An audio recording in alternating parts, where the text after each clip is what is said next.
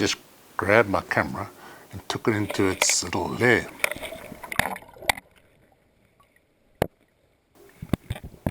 It dragged it, and pulled it, and had it kind of wedged in a rock. So I've been using this GoPro camera to film this little octopus, and it's chasing its crab buddy along the rocks. And now, I didn't have a camera anymore.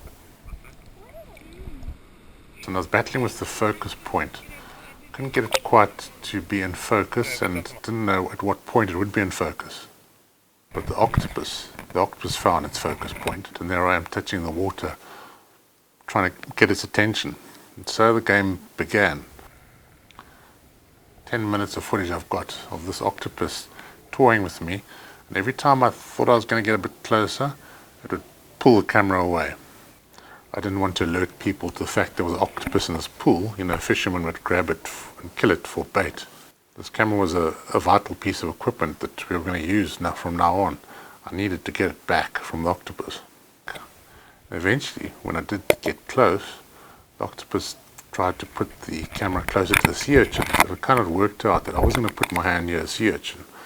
So I guess this was its grand plan.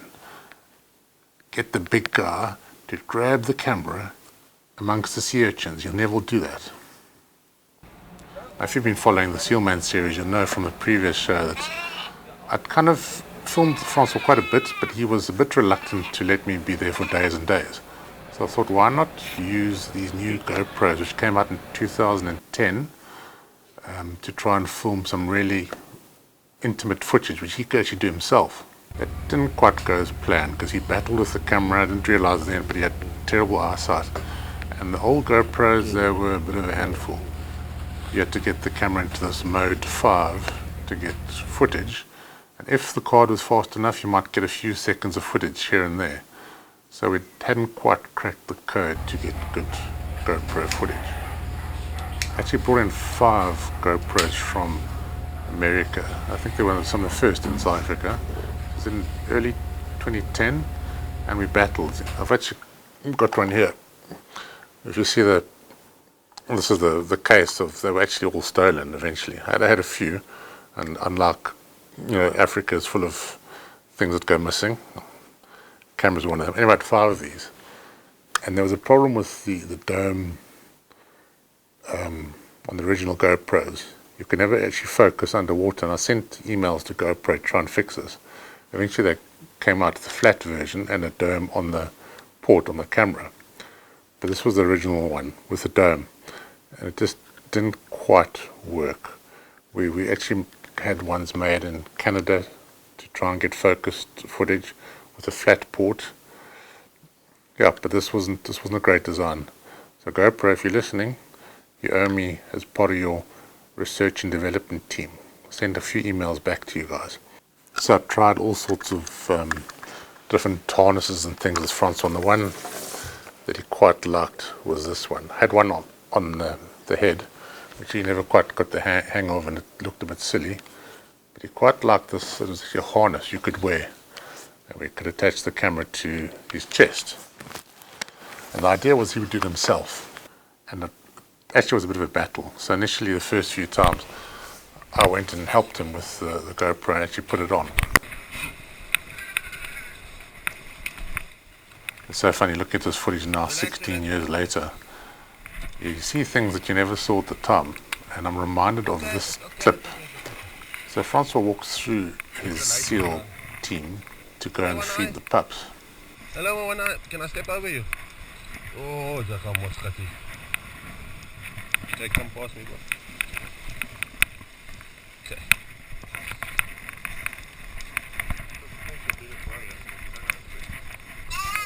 Yeah, well, I've always, the last 3 years, I've been going on like that. That's why I bought it. Where's my babies? Hey? Where's everybody? Morning, babies. Are we hungry? Hey? Or is our bellies full? It's okay, it's me. Who the hell do you think it is? Yeah.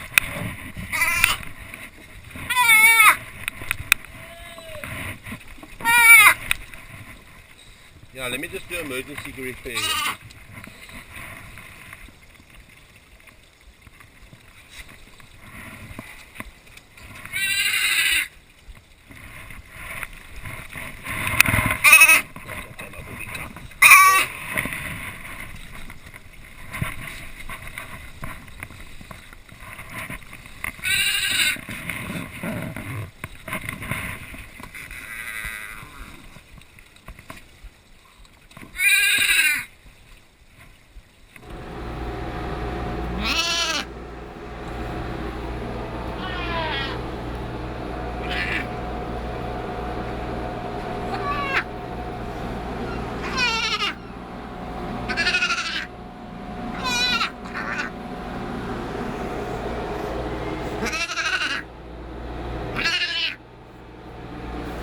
Didn't actually remember the scene, and seeing it now, it's actually quite touching.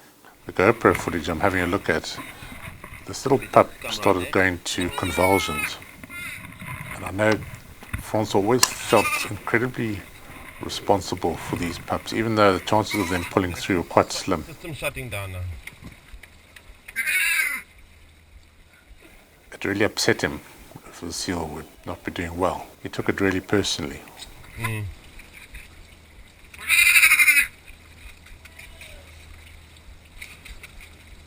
See what happens now, because he was so dehydrated and thin and weak, that the organs have collapsed basically.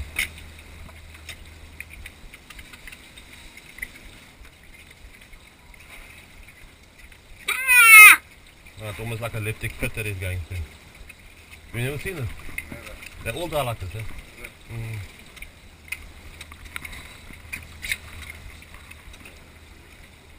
Take a few days, or They come out of it sometimes. See, that's what the antibiotics, that's why it's crucial with the antibiotics, because it's, now if he's stressed, he'll die very fast, because it will just push him over the edge. But you can see the bloatedness in the tummy compared to the others. So it could be the kidneys or the liver or anything that's now sort of packed up or not functioning 100%, and that's just poisoning his whole system. So, and that's now going to the brain, and the brain is now. But it's just it's a whole organ body collapse. I mean, he was the weakest of the lot, right? Yeah, the other one was also pretty weak. It was also a bit of a, but and the problem being is that if you feed him less, then the malnutrition will, weaken his system even further. So it all depends on them, like what's. But he doesn't know where he is. Oh, it's okay, I'll put it down.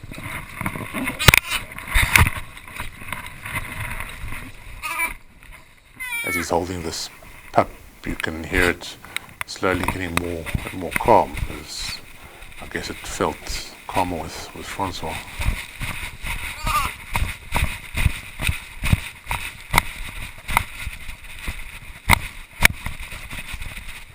This little pup actually did pull through, and it did survive as far as I remember, but at the time it wasn't looking good. And that was the thing, when we collected these pups, we had to really make sure the mother wasn't going to come through or come back for them, and they were often the ones that were really the weakest, as you saw from a few films back, like number 2 would be a good Sealman to watch. But they were the weakest, so they were very close to death when we got them, and totally dehydrated. So it was almost an impossible task for Francois often to revive these pups or actually get them through. But he tried, and that was all we could hope for, was that he would give it a try. Pups are always born around the same time in South Africa, sort of November-ish to end of December. And we went through this routine year after year. We tried to help as many pups as possible. Some years we had success, and other years not so much. Where's the seagull? Gone. We started to use these little GoPros. Eventually, after 12 minutes, the little Octopus just gave the camera back. It was almost like it was toying with me and having a little bit of fun. He kind of came out of his hole to offer it to me. Very funny video. Octopus strikes back. Hit a like and subscribe if you will. I'd really appreciate it and get the film out there. Especially in the first couple of days. If I get a lot of likes and a lot of subscribes, YouTube pushes the film out there and we can start really getting into the series.